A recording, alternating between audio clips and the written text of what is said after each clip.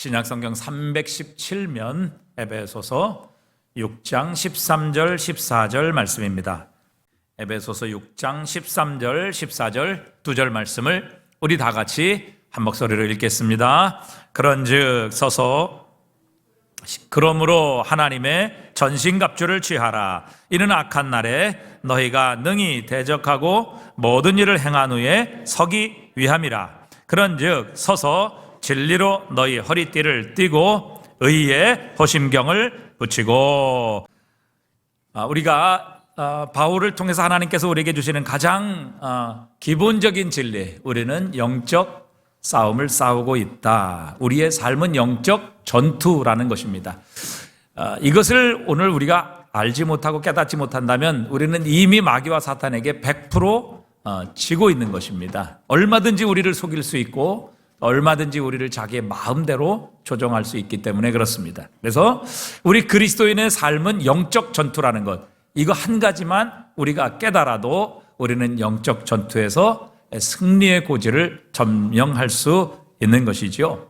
하나님께서는 우리를 그리스도의 십자가의 군사로 이 영적 전투로 부르셨습니다. 그런데 하나님께서 우리를 십자가의 군사로 부르시며 그냥 우리로 하여금 우리 혼자 싸우도록 그렇게 놔두신 것이 아니라 우리에게 두 가지 하나님께서 준비하신 방책이 있음을 우리는 살펴보았습니다. 첫 번째, 우리가 주 안에서와 그의 능력으로 강건해지도록 하나님은 그분의 능력을 우리를 위해 준비해 주셨습니다. 두 번째는 하나님의 전신갑주를 준비하셨습니다. 그 전신갑주를 입으라, 취하라. 그래서 이 영적 전투에서 승리할 것을 주님은 우리에게 요청하고 계시는 겁니다.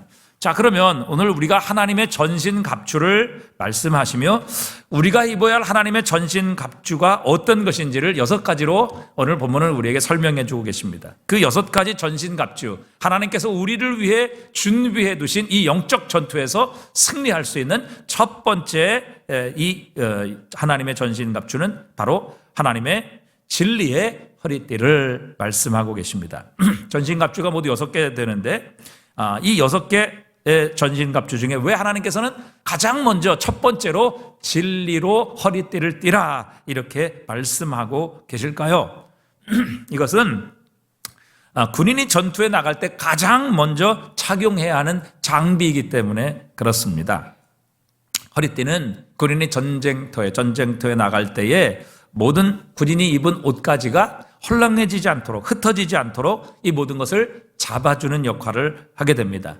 당시 사람들은 오늘 우리 성가대 우리 가운을 보시면 알겠지만 저것보다 더 긴 이제 옷을 입고 살았습니다. 길고 헐렁한 옷을 입었기 때문에 이 옷을 입고 싸우게 되면은 아마 달려가다가 옷에 걸려서 넘어지게 될 것입니다. 전혀 불편해서 이 전쟁조차 이 걸리적거리는 옷에 의해서 전투를 시작도 하지 못하게 될 것입니다. 그래서 전투를 시작하기 전에 가장 먼저 하나님이 우리에게 준비하신 전신갑주는 바로 진리로 허리띠를 매는 것이라 이렇게 말씀하시는 겁니다. 저도 가끔 집에서 시간이 늦어서 급하게 나올 때 보면 이렇게 뛰다 보면 자꾸 바지가 내려갑니다. 그래서 이렇게 보면은 허리띠를 매지 않고 이제 나오는 이런 경우들이 종종 있습니다. 이 허리띠를 차지 않으면요 제대로 걷지를 못하죠. 바지가 계속 내려가서 이건 앞으로 전진을 하지 못하게 됩니다. 걸음조차 걷지 못하게 되죠. 그런데 어떻게 전투를 하겠습니까? 허리띠는 허리에 메어야 우리의 옷을 몸에 고정시킬 수 있고 또 그 허리띠를 통해서 우리는 자유롭게 움직이고 이 영적인 전투를 싸워 이길 수 있는 것입니다. 자, 그래서 첫 번째로 주님께서는 우리가 전쟁하기 전에 먼저 전투를 하기 전에 진리로 허리띠를 매야 우리가 일어서고 또 앞으로 전진할 수 있고 비로소 전투를 시작할 수 있다. 이 허리띠를 진리로 허리띠를 매지 않으면 우리의 전투의 준비조차 되지 않는 것이라 이렇게 말씀하십니다. 그러니까 전투를 하기 위해서 먼저 전투의 준비는 진리로 우리의 허리띠를 꽉 조여 매는 것. 그래서 우리가 하나님의 능력으로 무장하는 것. 여러분 이 올림픽이나 이런 데 보면 역도 선수들이 있죠. 역도 선수들 허리에 뭐 매죠? 역도 선수들 허리에 뭐 매요? 네, 허리에 아주 두꺼운 가죽으로 된 허리띠를 맵니다. 그 허리띠, 두꺼운 허리띠를 가죽으로 매게 되면 그 허리띠를 통해서 허리에 힘이 들어가게 되는 것이죠. 하나님께서는 이 전투에 임하기 전에 먼저 준비로서 우리에게 진리로 허리띠를 띠라 이렇게 말씀하십니다. 자, 그러면 진리란 무엇이냐 하는 것이죠. 진리는 무엇입니까?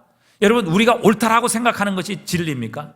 우리가 맞다라고 선택하는 것이 과연 진리냐 하는 것입니다. 내가 생각하기에 이것은 옳다라고 생각하는 그것이 과연 진리냐 하는 것이죠. 14세기, 5세기를 거치면서 르네상스가 일어났죠. 계몽주의 시대를 맞이하게 됩니다. 그리고 이 계몽주의 시대 이후로 사람들의 모든 선택, 판단의 근거는 바로 사람의 이성으로 옮겨오게 되었습니다. 그래서 사람의 이성적인 판단으로 우리는 모든 올바른 선택을 할 수 있고 또 이성을 근거로 해서 모든 우리의 문제를 해결할 수 있다. 그래서 스스로 행복하게 살아갈 수 있고 우리는 이 이성을 믿음으로 우리는 이 땅을 아름답고 행복한 세상으로 만들어갈 수 있다. 그래서 이 이성에 우리의 모든 선택과 판단에 근거를 두게 되는 그런 시대를 맞이하게 됩니다. 하지만 세계 1차, 2차 대전을 거치며 우리의 이성으로 판단하는 모든 것으로 우리는 스스로 행복하게 살 수 있고 우리의 모든 문제를 해결할 수 있다라고 생각했던 이 이성 중심의 모든 사고가 여지없이 깨어지게 됩니다. 우리가 가진 이성을 가지고 우리는 사람을 죽이고 세상을 파괴하는 일에 얼마든지 사용될 수 있는 그런 악한 존재라는 것을 다시 한번 발견하게 되죠.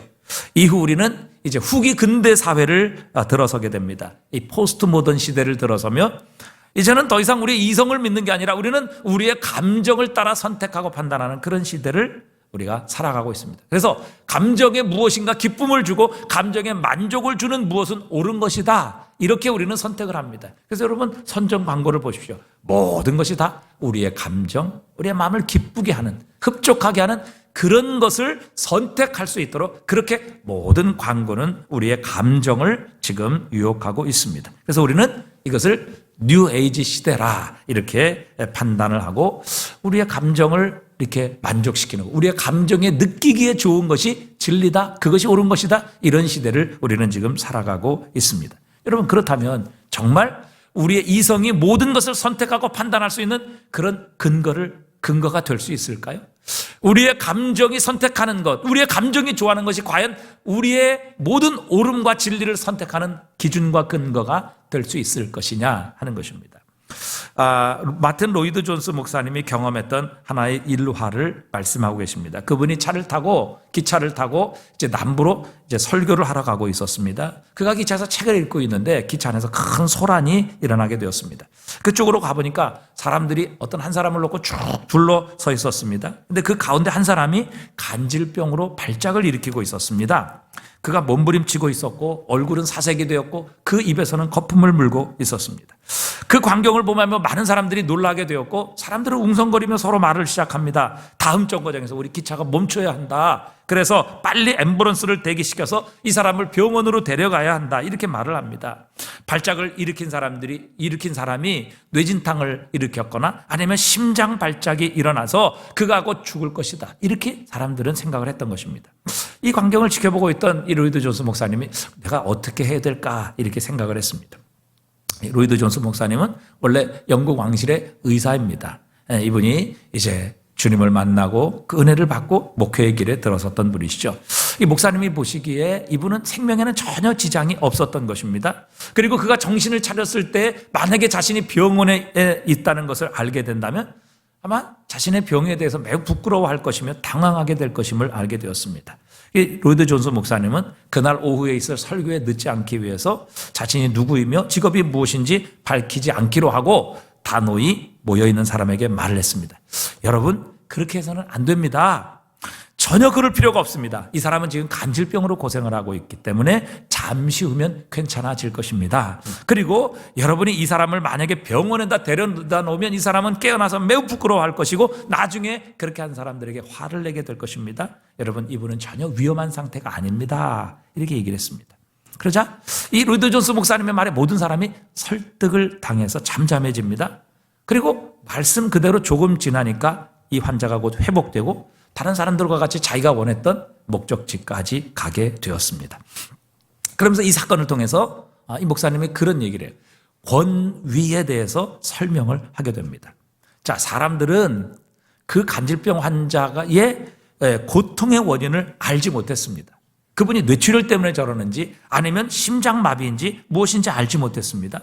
그저 그들은 그분이 죽어가고 있다는 것과 가망이 없는 상태라는 것에는 동의했지만 도대체 그것이 무슨 병인지를 그들은 전혀 알지 못했습니다. 그때 갑자기 이 로이드 존스 목사가 나타나서 권위를 가지고 얘기합니다. 괜찮습니다. 여러분 기차를 멈출 필요도 없고 이분을 위해서 앰뷸런스를 부를 필요도 없습니다. 그를 병원에 보내지 않아도 됩니다. 조금 지나면 이분은 회복될 것입니다. 이렇게 힘을 주어 말했을 때 사람들은 그 로이드 존스 목사님의 말을 기울이고 그대로 따랐습니다. 여기서 로이드 존스 목사님이 말씀하시고자 하시는 것은 그때의 사람들은 바로 자신의 권위의 근거를 알지 못하고 있었다는 겁니다. 자기가 그렇게 말하는데 도대체 무슨 권위를 가지고 그렇게 말을 하는지 전혀 거기에 대해서 묻지도 않고 이 로이드 존스 목사님이 말하는 것에 그냥 설득되어서 따라갔다는 것이죠. 만약에 당신이 도대체 무슨 권위로 그런 말을 합니까? 이렇게 얘기를 했다면 나는 의사입니다. 이렇게 얘기를 했을 것이고 의사는 자신이 지식과 경험에 근거한 권위를 가지고 그렇게 말했기 때문에 당연히 사람들은 물었을 것입니다. 그런데 로이드 존스 목사님은 전혀 자신이 누구인지 이야기하지 않았습니다. 그럼에도 불구하고 사람들이 자신이 그렇게 권위 있게 말하는 말에 다 설득이 되어서 순응하고 그대로 따랐다는 것이죠. 문제는 사람들이 그 권위의 근거도 알지 못한 채 권위 있게 말하는 사람의 말에 기꺼이 청종하게 되었다고 그렇게 말합니다. 여러분, 왜 이 세상에 이렇게 우상숭배가 번창하고 사회비와 미신들이 성행하고 있습니까? 왜 사람들은 각자의 의견에 옳은 대로 살아가고 있는 이 세상이 되어버렸느냐 하는 것입니다. 여러분, 세상의 주변에서 어떤 사람이 확신을 가지고 얘기하면 도대체 그 권위의 근거가 무엇인지 전혀 묻지 않고 사람들은 이쪽으로 몰려갔다가 또 저것이 옳다고 얘기하면 저쪽으로 옮겨갔다가 그렇게 사람들은 권위의 근거도 따지지 아니하고 그렇게 설득당해서 사람들은 그렇게 몰려다니고 우상을 숭배하고 사이비를 숭배하는 이런 일들이 이 세상에 지금 벌어지고 있다. 이렇게 말씀을 하십니다. 여러분, 우리가 과연 진리를 판단하는 근거가 무엇이냐는 것입니다. 우리가 옳다라고 생각하는 그것을 판단하는 근거가 어디에 있느냐 하는 것이죠. 우리는 다 이성을 가지고 판단합니다. 우리의 생각을 가지고 옳다, 저건 진리다 이렇게 판단하고 선택해서 그것을 진리로 따라가고 그것을 우리는 옳다라고 판단해서 따라간다는 것이죠. 그러면 그렇게 판단하는 근거인 이성의 권위는 도대체 어디에 있느냐 하는 것이죠. 여러분, 이성의 권위는 사람입니다. 사람의 지식, 사람의 경험, 사람이 가진 지혜가 바로 이 이성의 권위에 불과한 것이죠. 여러분, 진리를 우리의 이성으로 판단할 수 있습니까? 결코 그렇지 않습니다. 여러분, 하나님의 말씀은 우리 인간의 이성으로 만든 것도 아니고 만들 수도 없습니다. 아니면 우리의 이성을 가지고 하나님의 진리를 맞다 틀리다, 이건 진리다 아니다 이렇게 판단할 수 있는 책이 아니라는 사실입니다. 여러분, 성경은 하나님께서 선지자들과 사도들을 통해 우리에게 주신 하나님의 말씀입니다. 성령께서 성경을 기록하는 모든 사람들의 마음과 모든 그 필체를 모든 오류로부터 하나님께서 지키시고 보호하시고 통제하셔서 하나님의 말씀을 우리에게 온전히 계시로 주신 것이 진리인 하나님의 말씀입니다. 여러분, 계시라는 것은 무엇입니까? 우리가 연구하고 노력해서 알 수 없기 때문에 하나님께서 그분을 우리에게 친히 보여주신 것, 이게 계시입니다. 하나님께서는 우리의 이성과 우리의 지식을 가지고 결코 하나님의 진리를 알 수 없기 때문에 하나님께서 친히 모든 선지자들과 사도들의 입을 통해서 그들의 모든 책과 편지를 통해서 성령으로부터 이 모든 것을 기록하게 하심으로 하나님의 뜻, 하나님의 말씀을 우리에게 친히 가르치시고 하나님이 보여주신 것입니다. 그러기에 여러분, 진리는 우리의 이성으로 판단할 수 있는 것이 아니라는 것이죠. 여러분, 마치 우리가 인간의 이성과 감정을 가지고 모든 것을 판단하고 그 모든 것의 기준이 되는 세상을 살아가고 있는데 하나님마저도 우리의 이성으로 판단해서 우리가 하나님 계시다, 계시지 않는다, 하나님이 진리다, 아니다 이렇게 판단하고 이렇게 이해할 수 있다면 여러분, 결코 하나님은 하나님이 아니실 것입니다. 여러분, 자, 우리가 믿는 하나님은 전능하신 하나님이십니다. 우리가 믿는 하나님은 영원하신 하나님이십니다. 우리가 믿는 하나님은 무한하신 하나님이십니다. 그런데 여러분, 우리 이성을 가지고 하나님을 판단하는 우리는 누구입니까? 여러분, 우리는 전능하지 않습니다. 우리는 참 할 수 없는 것이 많아요. 여러분, 우리 가슴의 심장, 이건 내 마음대로 뛰게 할 수 없고, 우리의 호흡, 여러분, 내 마음대로 조절할 수 없습니다. 그러면 뭐 심장병으로 또 뭐 여러분 여러 가지 질병으로 죽는 사람이 누가 있겠어요? 우리는 할 수 없는 것이 너무 많아요. 하지만 하나님은 하실 수 없는 것이 없으신 분이십니다. 그분은 전능하신 하나님이십니다. 우리는 기껏 살아야 70, 80 삽니다. 하나님은 영원하신 하나님이십니다. 하나님은 무한하신 분이에요. 우리는 유한한 존재입니다. 그런데 여러분, 어찌 우리가 그 하나님을 다 이해할 수 있습니까? 여러분, 우리의 이성을 가지고 하나님을 이해하고 받아들일 수 있다는 것, 그것은 하나님이 우리의 이성, 우리의 지식보다 작다는 것을 의미합니다. 그래야 하나님을 담을 수 있지요. 그러나 여러분, 하나님은 영원하십니다. 우리는 70, 80밖에 못 살아요. 하나님은 전능하십니다. 우리는 할 수 없는 것이 너무 많아요. 무능한 존재입니다. 여러분, 하나님은 무한하신 분이에요. 우리는 유한한 존재예요. 그런데 어떻게 여러분 유한이 무한을 담을 수 있으며, 여러분 70, 80 사는 사람이 영원을 담을 수 있고, 어찌 할 수 없는 것이 너무도 많은 무능한 인간이 전능하신 하나님을 우리의 이성과 우리의 지식에 담을 수 있겠습니까? 여러분, 그거 불가능한 일입니다. 그러니까 우리 이성을 가지고 하나님의 진리를 판단하고 그것이 진리다 아니다, 하나님이 살아계신다 그렇지 않다, 이런 것을 판단하는 것은 그 자체가 불가능하고 교만한 일이라는 사실입니다. 여러분, 우리의 지식을 초월하고 하나님께서 우리보다 크시다면, 여러분, 하나님은 결코 우리의 지식으로 담을 수 없고 이해할 수 없는 분이세요. 우리가 이해할 수 있다라는 것은 여러분, 그분이 우리의 그릇보다 작다는 거예요. 우리가 예를 들어서 여러분 삼위일체 이거 설명하지 않습니까? 성부, 성자, 성령 세 인격을 가지고 계신데 이분이 하나다. 여러분, 이해가 안 되죠. 이해가 됩니까? 불가능한 일입니다. 여러분, 시편 139편 2절에서 시편 기자는 이렇게 말씀하십니다. 주께서 내가 앉고 일어섬을 아시고 멀리서도 나의 생각을 밝히 아시오며 나의 모든 길과 내가 눕는 것을 살펴보셨으므로 나의 모든 행위를 익히 아시오니 여호와여 내 혀의 말을 알지 못하시는 것이 하나도 없으시니이다. 여러분, 하나님께서는 내가 앉고 일어섬을 아신대요. 여러분, 하루에 몇 번 앉고 일어서는지 아십니까? 우리 자신도 몰라요. 내가 하루에 몇 번 일어서고 앉는지 모르는데 하나님은 아시다는 거예요. 또 멀리서도 나의 생각을 밝게 아신대요. 여러분, 가장 가까운 아내, 남편도 상대방의 생각을 모르는 겁니다. 그런데 하나님께서는 멀리 계셔서도 우리의 생각을 다 알고 계신다. 우리의 마음에 품은 뜻을 다 알고 계시는 분이시다. 그분은 우리 혀의 말을 하나도 알아듣지 못하시는 것이 없으시는 분이시다. 여러분, 저 벽만 하나 지나면 내가 무엇을 말하는지 여러분, 우린 전혀 이해할 수 없어요. 그러나 하나님은 멀리서도 우리가 말하는 그 말의 언어를 하나도 알아듣지 못하시는 것이 없으신 분이시다. 여러분, 수백 개의 외국어가 있지만 여러분, 우리는 알아듣지 못하는 것이 너무 많아요. 그러나 하나님은 알아듣지 못하는 것이 없다. 내 모든 길과 내가 눕는 것을 살펴보셨으며 나의 모든 행위를 익히 아시오니 여호와여 내 혀의 말을 알지 못하시는 것이 하나도 없으십니다. 그러면서 말씀하십니다. 주께서 나의 앞뒤를 둘러싸시고 내게 안수하셨나이다. 6절에 보니까 이 지식이 내게 너무 기한이 높아서 내가 능히 미치지 못하나이다. 그러니까 하나님에 대한 지식은 너무 크고 높아서 내가 뭐예요? 그 하나님을 향한 지식에 결코 미치지 못한다. 하나님을 알 수 없다라는 말입니다.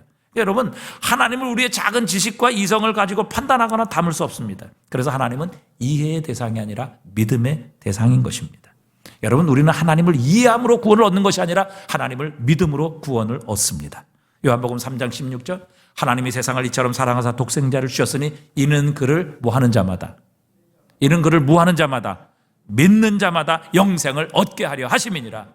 여러분, 우리가 하나님을 이해하고 그분이 하나님의 독생자를 우리에게 보내신 것을 우리가 깨달아서 구원을 얻는 것이 아니라 바로 그 하나님을 믿고 그분이 보내신 독생자를 믿고 영접함으로 영생을 얻게 하려 하심이라. 이것이 하나님의 뜻이라고 말씀하십니다. 여러분, 이것을 우리의 이성으로 판단하고 우리의 지혜로 받아들일 수 없는 것입니다. 여러분, 우리의 이성으로 받아들이고 판단할 수 없으니까 우리가 만든 게 뭐예요? 우상입니다. 그래서 그 우상은 우리가 조종하고 우리의 소원대로 그것을 움직이고 그것으로 우리의 소원을 그 대상으로 우리가 옮기기 위해 우리의 손으로 만들어 놓은 것이 바로 우상이지요. 그런데 거기에다가 우리가 우리의 축복을 빌고 있다면, 우리의 소원을 빌고 있다면 이게 얼마나 어리석은 일이냐 하는 것입니다. 그러니까 우리가 이 하나님을 이해할 수 없고 전능하신 하나님을 다 깨달을 수 없고 발견할 수 없으니까 우리의 지식과 우리의 이 이성에 합당한 존재를 만들어 놓은 것, 그게 우상입니다. 우상. 내 마음대로 내 원하는 것 조정하고 만들 수 있고 그렇게 그를 조정할 수 있기 때문에 얼마나 어리석은 일입니까? 자, 고린도전서 1장 18절에 보니까 십자가의 도가 멸망하는 자들에게는 어떤 것이요? 어떤 것이요? 미련한 것이요. 구원을 받는 우리에게는 하나님의 능력이라. 여러분, 왜 십자가의 도가 멸망하는 자들에게는 미련해 보입니까? 그거는 인간의 이성으로 받아들일 수 없기 때문에 그래요. 이해가 되지 않기 때문에 그래요. 여러분 생각해 보십시오. 여러분, 우리의 죄는요 절대 다른 사람이 짊어질 수 없어요. 우리는 우리의 죄로 말미암아 심판받지요. 어떻게 다른 사람의 죄를 내가 짊어지고 내가 그 사람의 죄를 대신 짊어지고 그 사람의 죄를 옮길 수 있어요? 여러분, 우리는 우리의 지은 죄에 대한 대가를 받아야만 하는 그런 죄인입니다. 그런데 하나님께서 우리를 사랑하시되, 그분이 얼마나 우리를 사랑하시는가 하면 죄 없으신 하나님의 독생자를 이 땅에 보내시고 우리의 죄를 대신 지게 만드셔서 그분을 믿으면 하나님은 우리의 죄를 용서하십니다. 우리에게는 하나님의 자녀가 되는 이 놀라운 특권과 권세를 허락해 주십니다. 여러분, 이 하나님의 구원이, 이 하나님의 사랑이, 이 하나님의 능력이 이해가 가십니까? 어떻게 하나님께서 과연 죄인에게 이렇게 하실 수 있는지, 어떻게 우리의 죄를 예수님에게 옮기셔서 죄 없으신 예수님이 대신 지게 하심으로 우리의 죄를 그분을 믿는 자에게 용서해 주시는지, 여러분 이게 이해가 갑니까? 이것을 우리가 상식으로 받아들일 수 있습니까? 할 수 없습니다. 그래서 고린도전서 1장 12절, 21절에 보니까요, 하나님의 지혜에 있어서는 이 세상이 자기 지혜로 하나님을 뭐하지 못해요? 알지 못하는 거예요. 그래서 하나님께서 전도에 미련한 것으로 믿는 자들을 구원하시기를 기뻐하셨다. 전도에 미련한 것, 이게 뭐예요? 하나님께서 우리 스스로 깨달을 수 없기 때문에 사람들을 보내서, 주변에 있는 사람들을 통해서, 전도자들을 통해서 우리에게 복음을 전해주시고 말씀을 전해주심으로 우리를 구원하시기를 기뻐하시는 분이시다, 이렇게 말씀하고 계시는 겁니다. 여러분, 이것이 바로 하나님께서 우리에게 주신 진리의 복음입니다. 이 진리의 복음은 하나님의 말씀을 가질 때, 여러분, 이 진리의 복음, 하나님의 말씀을 가질 때에만 우리는 이 세상의 유혹과 마귀의 전략으로부터 싸워 하나님의 능력과 하나님의 지혜로 승리할 수 있는 것입니다. 여러분, 성경에서 사탄은요 처음부터 거짓말장이라고 우리에게 분명히 하나님은 가르치십니다. 아담과 하와를 처음 죄를 짓게 만들었던 것도 하나님께서는 분명히 말씀하셨어요. 저 동산에 있는 모든 실과는 먹되 선악을 알게 하는 나무는 먹지 말라. 내가 먹는 날에는 정녕 뭐하리라? 죽으리라 말씀하셨어요. 그런데 여러분, 하나님께서 왜 하나님께서 그 동산의 중앙에다가 선악을 알게 하는 나무를 만드셨어요? 그것은 바로 사람의 권위 위에 하나님께서 계시며 하나님의 말씀을 순종할 때만 우리는 하나님의 모든 축복을 누릴 수 있는 존재, 하나님께서 주신 것을 소유할 수 있는 존재라는 것을 하나님이 알게 하시고 깨닫게 하시는 겁니다. 그러므로 하나님의 권위를 인정하고 그 하나님께 순종함으로 우리는 진정한 복을 누리며 산다는 것을 하나님께서 알게 하시는 거예요. 사탄은 거짓말시키지요. 사탄이 여자에게 이르되 너희가 결코 죽지 아니하리라.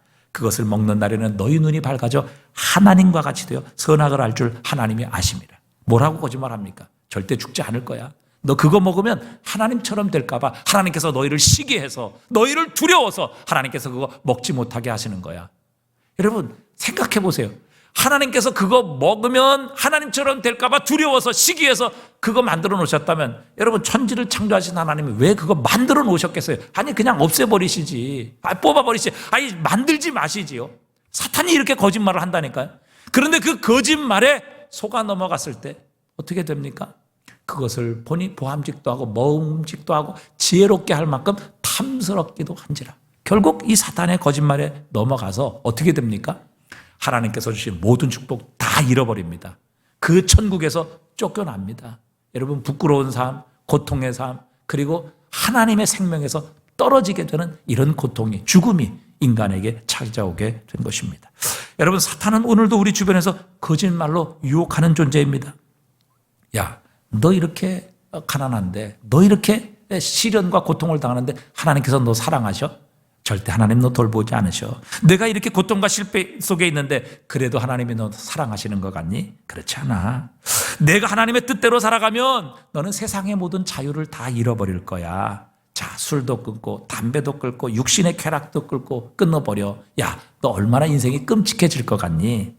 죄야말로 너의 삶에 정말 활력 쏘고 너의 인생을 달콤하게 만들고 너에게 진정 기쁨을 주는 그런 활력제야. 마귀가 이렇게 꼬십니다. 헨리 나우엔이 우리 인생을 서커스의 저글링과 같다, 그렇게 비유를 했습니다. 여러분, 이렇게 서커스에 보면 공이나 또 이렇게 이 볼링의 핀처럼 생긴 거를 이렇게 막 계속 돌리지 않습니까? 그래서 그 서커스 그 묘기를 부리는 사람은 그 공이 떨어지지 않기 위해 계속해서 끊임없이 그 공 3개, 4개를 계속해서 돌려서 결국엔 떨어지지 않도록 묘기를 부리는 거죠. 우리 인생을 그렇게 만들어 간다는 겁니다.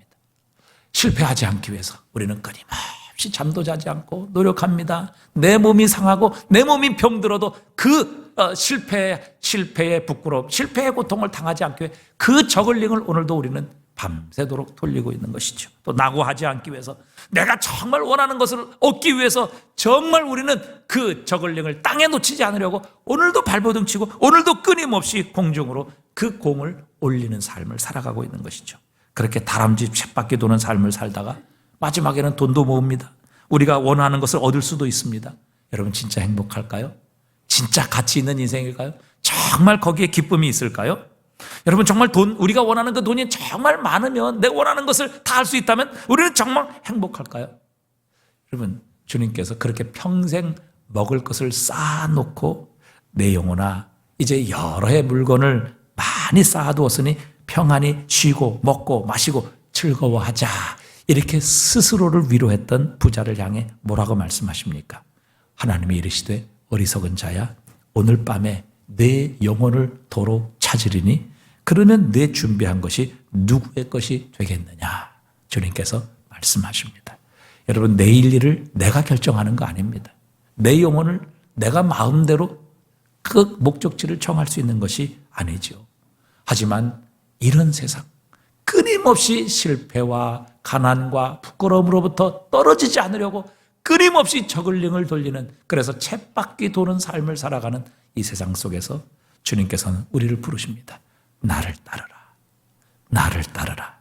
여러분, 우리가 주님을 따르게 되면 갈피 잡을 수 없었던 삶의 구심점이 생깁니다. 목적지를 몰라 정처 없이 산만해졌던 우리의 삶이 정리되기 시작합니다. 나를 지독하게 괴롭혔던 권태가 물러가고 어느 날 새롭게 된 내 자신을 발견하게 되는 것입니다. 여러분, 사탄은 거짓의 아비입니다. 우리가 하나님의 말씀대로 살면 불행하겠습니까? 불행할 거라고, 불편할 거라고, 자유를 잃어버릴 거라고 그렇게 말합니다. 주님이 뭐라고 말씀하십니까? 진리를 알지니 진리가 너희를 뭐하리라? 자유케 하리라. 여러분, 기차가 레일을 벗어난다고 자유가 아닙니다. 기차는 레일 위를 달릴 때 가장 자유를 누리고 가장 평안하고 가장 안전하게 달릴 수 있는 것이죠. 시편 19편 7절에 주님 말씀하십니다. 여호와의 율법은 완전하여 영혼을 소성시키며 여호와의 증거는 확실하여 우둔한 자를 지혜롭게 하며. 여러분, 마귀는 우리에게 유혹합니다. 거짓말합니다. 야, 너 하나님의 말씀대로 살면 너 세상에서 불편해질 거야. 너 하나님의 말씀대로 살면 세상에서 왕따 당할 거야. 그러나 하나님이 뭐라고 말씀하십니까? 여호와의 율법은 완전하여 영혼을 소성시키며. 하나님의 말씀을 붙잡고 진리의 허리띠를 띠면 우리의 영혼이 살아난다고 말씀하십니다. 하나님의 증거는 너무도 확실하여 우둔한 자를 지혜롭게 만든다고 말씀하십니다. 그래서 세상이 보지 못하는 길을 보게 하십니다. 세상이 눈뜨지 못하는 것을 발견하게 하시고 하나님의 지혜로 이 세상을 승리하게 하시는 겁니다. 여러분, 사람의 지혜와 하나님의 지혜는, 사람의 생각과 하나님의 생각은 하늘이 땅보다 높은 같이, 즉 무한대로 차이가 난다. 우리가 하나님의 진리의 말씀을 허리에 띠게 되면 이 세상의 지혜와는 비교할 수 없는 무한한 하나님의 지혜로 세상을 살아가게 된다 말씀하십니다. 8절은 말씀하십니다. 여호와의 교훈은 정직하여 마음을 기쁘게 하고 여러분, 하나님의 말씀 순종하면 우리의 마음에 진정한 기쁨이 찾아옵니다. 죄짓고 타락하고 여러분 육체의 쾌락을 즐기는 그 기쁨 얼마나 갑니까? 그것이 지나가면 반드시 후회하게 되어 있습니다. 여러분, 마약 보십시오. 당시에는 잠깐 기쁨이 있고 쾌락이 있지만 그 마약이 효과가 떨어지는 그 순간 더 큰 고통이 찾아오고 더 큰 자극과 또 더 큰 쾌락, 더 큰 약물이 주입돼야 우리는 비로소 그것을 또한 다시 체험할 수 있게 되는 것이죠. 그러나 여호와의 교훈은 정직하여 우리의 마음을 기쁘게 한다. 우리의 심령에 진정한 기쁨을 준다. 여호와의 계명은 순결하여 눈을 밝게 하도다. 이 어둠의 세상, 한치 앞을 내다볼 수 없는 세상에서 하나님의 말씀은 우리의 눈을 밝게 하신다. 그래서 우리가 어디로 가야 될지, 정말 우리가 가야 될 생명의 길이 어디인지 우리로 하여금 눈을 뜨게 하시는 겁니다. 여호와를 경외하는 도는 정결하여 영원까지 이르고 하나님의 말씀을 순종하면 영원하게 하십니다. 왜? 하나님의 말씀은 영원하기 때문에. 여호와의 법은 진실하여 의로우니 곧 많은 금 순금보다 더 사모할 것이며 꿀과 송이꿀보다 더 달도다. 결론은 이렇게 말씀하십니다. 또 주의 종이 이것으로 경고를 받고 이것을 지킴으로 뭐가 커요? 상이 크다. 여러분, 하나님의 말씀을 지키면 하나님이 주실 상급이 있다는 것입니다. 여러분, 그러나 마귀와 사탄이 뭐랍니까? 여러분, 너 말씀대로 살면 너 왕따 당해, 부끄러움 당해, 너 어리석은 자라고 인정받을 거야. 그러니까 말씀대로 살지 말고 세상의 주류를 따라, 세상의 유행을 따라, 세상 사람들이 하는 대로 따라 살아. 그러면 너 결코 그렇게 손해보지 않을 거야. 거짓말이에요. 하나님의 말씀은 우리의 영혼을 소생시키시고 세상 무엇보다 우리에게 하나님의 지혜를 주시고 우리의 마음을 기쁘게 하며 우리로 하여금 이 어둠의 세상에 눈을 뜨게 하시는 능력의 말씀이다. 하나님께서 우리를 돌보시지 않으며 이 고난과 위기 가운데 우리에게 관심이 없으시다. 이런 속삭임 여러분 다 거짓입니다. 하나님이 뭐라고 말씀하십니까? 로마서 8장 35절 우리 한번 다 같이 읽어보겠습니다. 누가 우리를 그리스도의 사랑에서 끊으리요? 환난이나 공고나 박해나 기근이나 적신이나 위험이나 칼이라. 기록된 바 우리가 종일주를 위하여 죽임을 당하게 하며 도살할 양같이 여김을 받았나이다. 함과 같으니라. 그러나 이 모든 일에 우리를 사랑하시는 이로 말미암아 우리가 넉넉히 이기느니라. 여러분, 이게 진리의 말씀이에요. 이게 하나님의 음성이에요. 여러분, 마귀의 말, 사탄의 말을 듣고 우리가 그 거짓말에 속아 넘어가게 되면 하나님께서 주신 이 모든 축복을 아담과 하와처럼 빼앗겨 버립니다. 그 축복의 동산에서 쫓겨나게 되는 것입니다. 여러분, 하나님의 말씀은, 진리는 우리가 이 모든 우리의 모든 환경, 우리의 상황, 우리의 모든 삶 가운데 우리가 어떤 위기, 어떤 핍박, 심지어는 죽음의 위협 속에 있을지라도 여러분, 그리스도 예수의 사랑에서 우리를 끊을 수 없다. 우리가 이 그리스도 안에 있는 하나님의 사랑으로 넉넉히 이 모든 것을 이기느니라 하나님은 선포하고 계십니다. 이 모든 마귀의 거짓을 이기고 승리하는 삶, 진정한 행복으로 나가는 길은 바로 이 진리의 허리띠를 단단히 매는 것입니다. 하나님은 저와 여러분을 사랑하십니다. 하나님께서 나를 위해 그분의 하나밖에 없는 독생자까지 나를 위해 보내셔서 내 모든 죄를 대속하시기 위해 십자가에 내어주셨습니다. 그리고 사흘 만에 예수님을 죽은 자 가운데서 다시 살리셔서 나를 향한 하나님의 구원의 계획을 온전히 이루어 주셨습니다. 여러분, 우리가 그 하나님을 믿을 때, 그 그리스도 예수를 믿을 때 부활의 능력이 우리 안에 오늘도 역사하십니다. 여러분, 십자가를 보십시오. 우리가 어떤 위기, 어떤 고난, 어떤 죽음의 환경 속에 놓을지라도 여러분 십자가를 보십시오. 로마서 5장 8절에 우리가 아직 죄인 되었을 때에 그리스도께서 죽으심으로, 우리를 위하여 죽으심으로 하나님께서 우리에 대한 자기의 사랑을 뭐 하셨느니라? 확증하셨느니라. 확실히 증거하셨느니라. 여러분, 위기와 고난이 있다면, 가난과 실패와 어려움 가운데 있다면 여러분 십자가를 보십시오. 십자가를 통해서 도대체 하나님이 우리를 위해 어떤 일까지 하실 수 있는지, 십자가를 통해 하나님이 우리를 얼마나 사랑하시는지, 하나님이 우리를 향한 그분의 사랑을 확증하셨다고 성경은 분명히 선포하고 계십니다.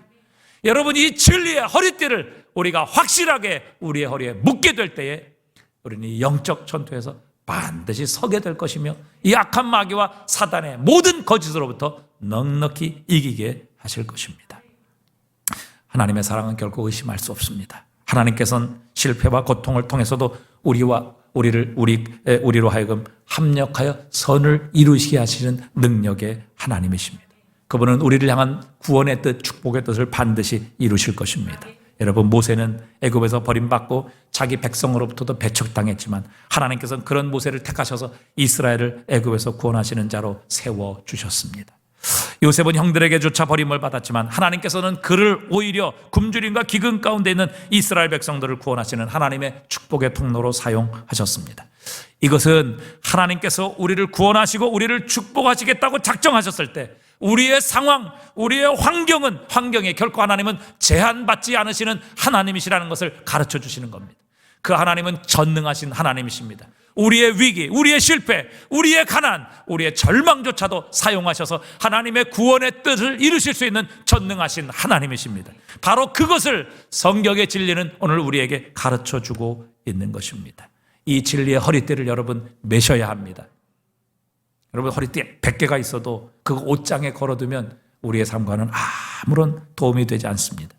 진리의 허리띠 반드시 우리 허리에 착용해야만 합니다.